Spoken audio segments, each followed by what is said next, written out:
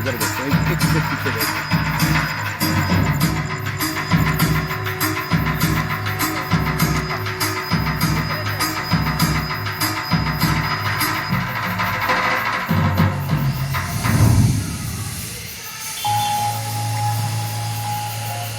नमस्कार, स्वागत है आपका मध्य प्रदेश पर्यटन द्वारा सुयोजित आज के अविस्मरणीय शो में।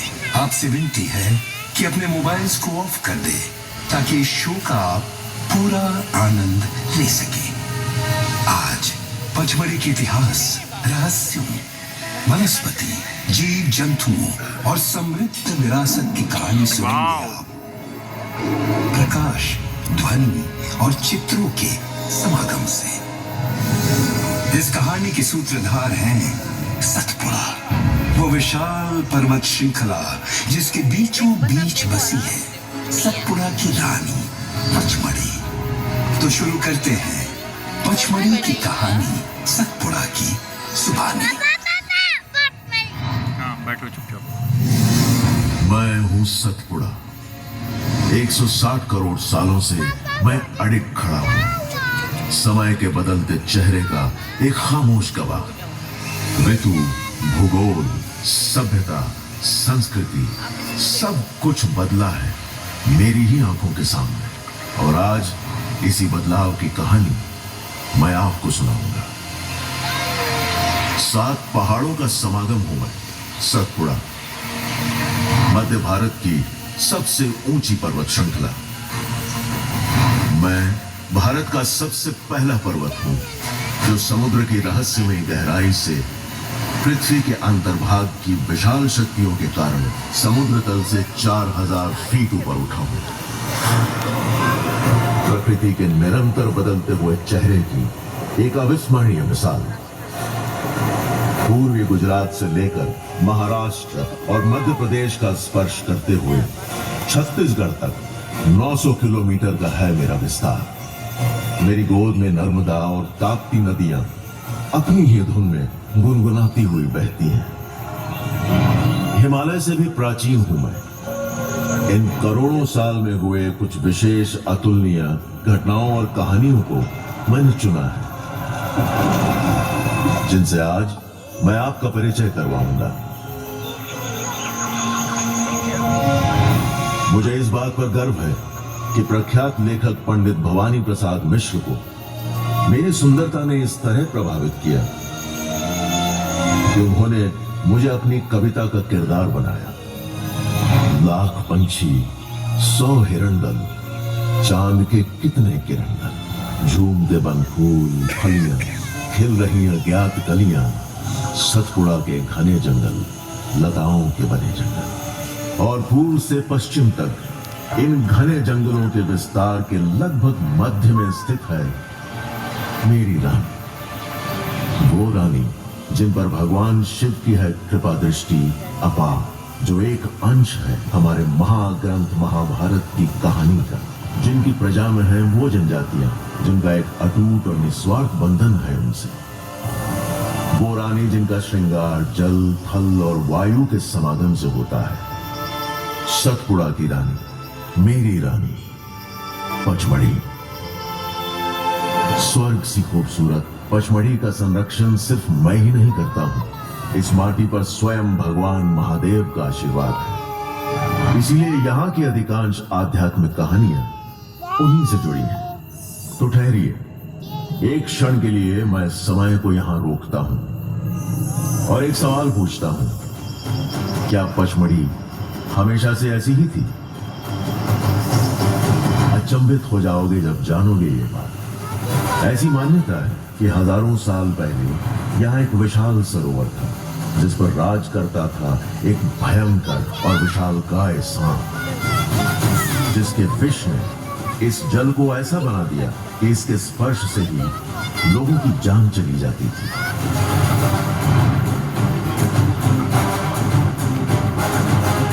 इस संकट से निवारण पाने के लिए यहाँ के वासियों ने भगवान शिव से प्रार्थना की और उदार महादेव स्वयं धरती पर आए।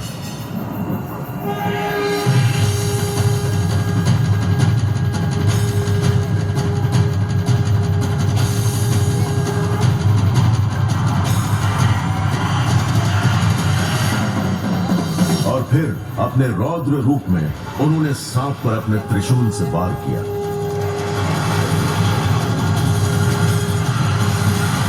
त्रिशूल के शक्तिमय वार के प्रकोप ने सरोवर को सुखा दिया और महादेव के आशीर्वाद और प्रकृति की शिल्पकारिता के चमत्कार से यहां की खाली जगह ने हांडी का आकार ले लिया। पचमढ़ी वन क्षेत्र के अंदर इस स्थान का नाम पड़ा हांडी खोह, जिसके चारों तरफ 300 फीट की चट्टानें हैं और आज भी अपनी आश्चर्यजनक प्राकृतिक सुंदरता के लिए प्रसिद्ध है। सांप से मुक्ति पाकर धीरे धीरे इस वीराने में जीवन के आसार नजर आने लगे। विभिन्न प्रकार के वनस्पति और जीवों का जन्म हुआ और पचमढ़ी का सृजन हुआ। इसी पचमढ़ी में ही स्थित है महादेव गुफा, जिसकी सिलवटों में बसी है भगवान शिव की एक और कथा। यहाँ हम लोग घूमते पूर्व काल में भस्मासुर नाम का एक असुर हुआ करता था। समस्त विश्व पर राज करने की अभिलाषा होने के कारण उसने भगवान शिव की कठोर तपस्या की। भगवान शिव से उसे वरदान मिला कि वो जिस पर भी हाथ रखेगा वो भस्म हो जाएगा। इस शक्ति का दुरुपयोग करते हुए भस्मासुर ने त्राही त्राही मचा दी और फिर अहंकार से चूर भगवान शिव को ही भस्म करना चाहा। भस्मासुर को रोकने के लिए भगवान विष्णु ने महादेव गुफा में एक खेल रचा। अभिमानी असुर का ध्यान भटकाने के लिए भगवान विष्णु मोहिनी के रूप में प्रकट हुए। मोहिनी ने भस्मासुर को नृत्य करते हुए अपने मोह जाल में ऐसा फंसाया कि उसने स्वयं ही अपने सर पर हाथ रख दिया और जलकर भस्म हो गया।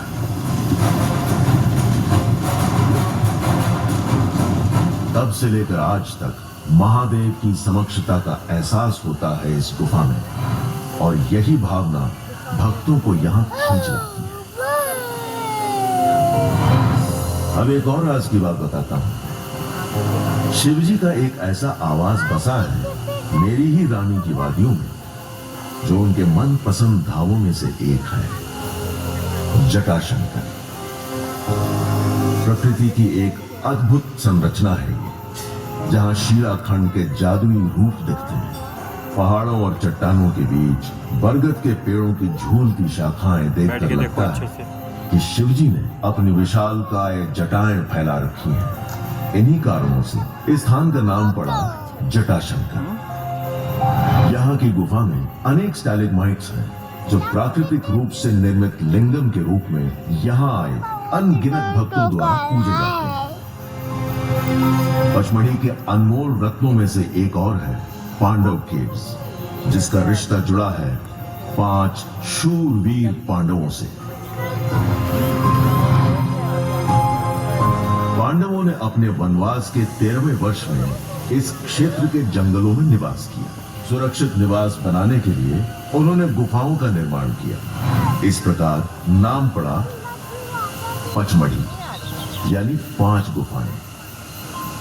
समय के साथ साथ यहाँ बसी ऐसी ही गुफाओं में अनेक प्रकार की जनजातियां आकर बसने लगी। इन जनजातीय समुदायों की मौखिक कथाओं और परंपरा का चित्रण दिखता है उनके द्वारा बनाए गए शैल चित्रों में, जो आज भी यहाँ की गुफाओं में पाए जाते हैं। शैल चित्रों की परंपरा मध्य पाषाण लगभग 10,000 से 5,000 ईसा पूर्व से लेकर ऐतिहासिक काल से मध्य युग यानी ईसा पूर्व 6ठी शताब्दी से 15-16वीं शताब्दी तक प्रचलित रही और तलवारों और ढालों से लैस घुड़सवार शिकारियों के चित्र ये बताते हैं कि संघर्ष इनके जीवन का एक मुख्य हिस्सा था, जिसका प्रमाण मिलता है आगे जाकर इन जनजातियों का अंग्रेजों के साथ जंग के किस्सों में। इन जनजातियों में से मुख्य थे गोंड जनजाति, जो मध्य भारत का सबसे बड़ा जनजातीय समुदाय है, और उनके संग यहाँ के स्थानीय जागीरदार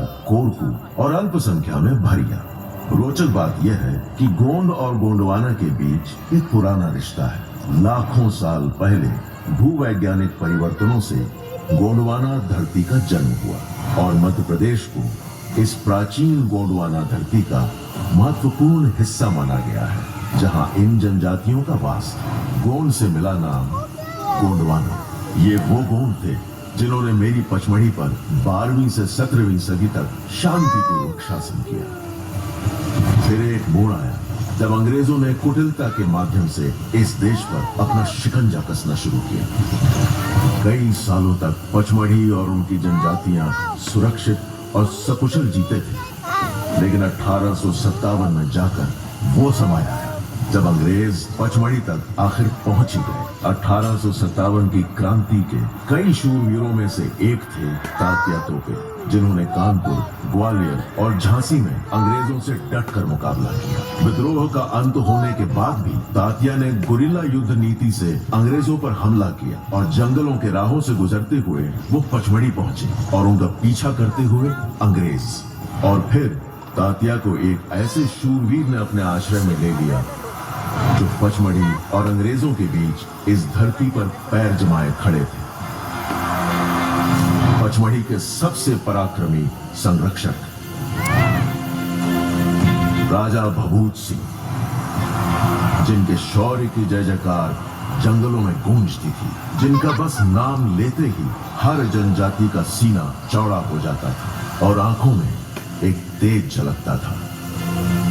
जुलाई 1859 से जनवरी 1860 तक छापामार युद्ध कला से भभूत सिंह और उनके सेनापति होली भाई ने अपनी वीरता से अंग्रेजों की सेनाओं को पचमढ़ी के वनों में घुसने नहीं दिया। बैठो वहाँ पे। सेनापति होली भाई यहाँ के निवासी बान और शान है। ये जंगल उनका आवास है, उनका संसार। जहाँ की धरती इनको अन्न देती है, नदियां इनको जल और आसमान इनको आशा की किरण प्रदान करता है। इन जंगलों में अंग्रेजों का साया भी नहीं पड़ना चाहिए। आदेश दीजिए, हमें हमारे भाइयों के लिए क्या करना होगा? हम इन अंग्रेजों को हमारे खुशहाल जंगलों को नष्ट नहीं करने देंगे। सबको इकट्ठा करो। चप्पे चप्पे पे हमारे साथी तैनात होने चाहिए। हम टुकड़ियों में अंग्रेजों पर छापा मारेंगे और उन्हें आगे बढ़ने नहीं देंगे। ये प्रण है मेरा। सतपुड़ा की रानी को बचाना मेरा कर्म है, धर्म है।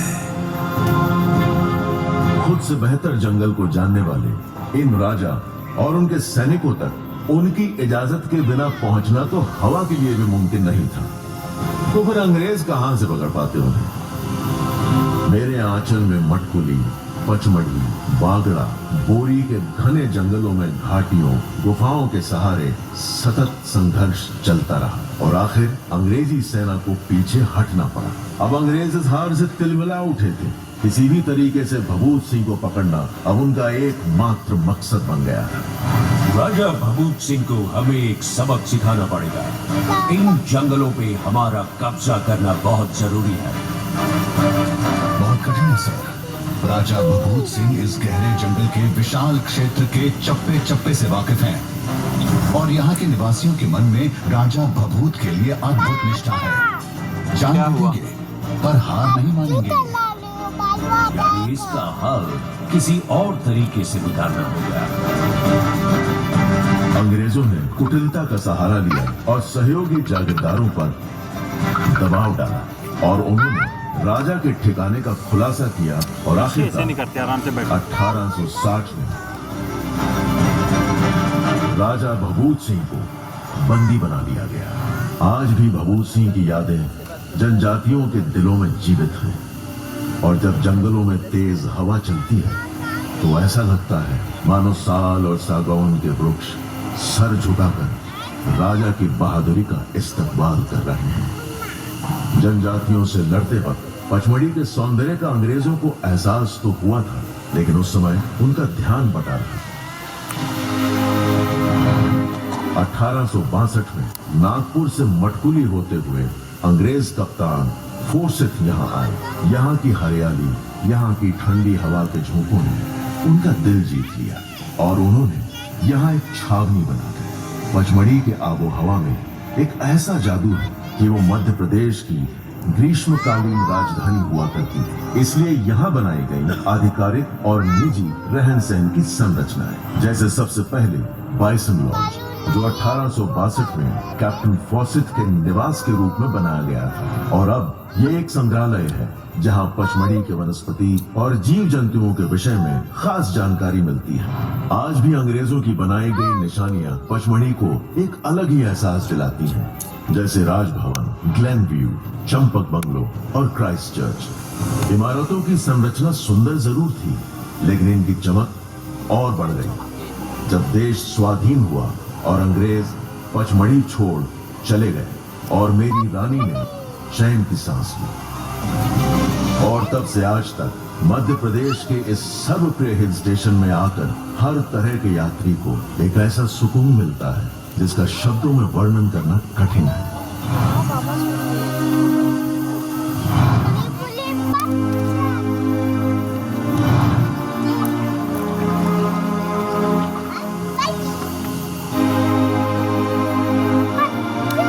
प्रकृति के नजारों में है धूपगढ़, मेरी पर्वत श्रृंखला का सबसे ऊंचा शिखर। यह 1350 मीटर की ऊंचाई पर स्थित है। यह न केवल पचमढ़ी का बल्कि मध्य प्रदेश और मध्य भारत का भी सबसे ऊंचा स्थान है। बी फॉल्स पचमढ़ी का एक खूबसूरत जलप्रपात है जिसकी आवाज मधुमक्खियों के मधुर संगीत की तरह है। रीचगढ़, सुंदरकुंड, अप्सरा विहार, रजत प्रपात, प्रियदर्शिनी, डचस फॉल और कई अन्य स्थल, जिसके कारण पचमढ़ी मध्य प्रदेश और इस देश के सबसे रमणीय स्थलों में से एक है। और एडवेंचर का लुत्फ उठाने वालों के लिए parasailing, zip lining, hiking, ATV riding और वाटरफॉल ट्रेकिंग। भक्तों के लिए महादेव की छत्र छाया में महादेव गुफा, चौरागढ़ और जटाशंकर। आज मुझे गर्व महसूस होता है कि ये मेरी भूमि है जहां ऐसी रानी का जन्म हुआ। वनस्पतियों और जीवों के मामले में भारत के सबसे समृद्ध क्षेत्रों में से एक है पचमढ़ी, और इसीलिए इसे पचमढ़ी बायोस्फीयर रिजर्व का नाम दिया गया है। 5000 वर्ग किलोमीटर तक फैले इस क्षेत्र के 3 अंश हैं: Satpura national park, Bori sanctuary और Pachmarhi sanctuary. Pachmarhi biosphere reserve को अक्सर जेनेटिक एक्सप्रेस हाईवे के रूप में मान्यता दी जाती है, क्योंकि भारत की सभी प्रकार की वनस्पतियां और जीवों का संगम है यहाँ।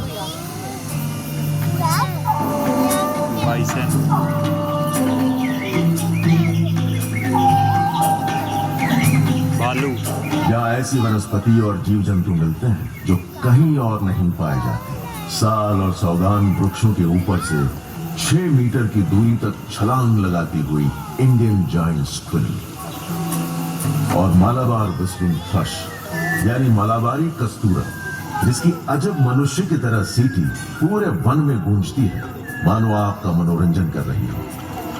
पचमढ़ी के घने जंगल जुगनुओं के प्रदर्शन के लिए भी एक आदर्श पृष्ठभूमि प्रदान करते हैं। झिलमिलाती रोशनी से ऐसा प्रतीत होता है जैसे जंगल टिमटिमाते सितारों से सजा हुआ।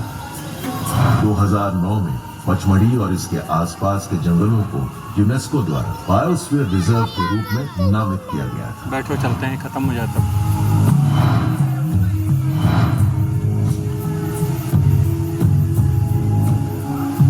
पचमढ़ी, जहां एक अलग दुनिया से होती है मुलाकात, जहां जीव जंतु और मनुष्य रहते हैं साथ साथ, जहां प्रकृति थाम ले हर आने वाले का हाथ, जहां थकान और तनाव से मिलती है निजात। पचमढ़ी की यह धरती हमारे लिए एक अनमोल धरोहर है। आपसे हमारी विनम्र विनती है कि इस धरती की रक्षा करें।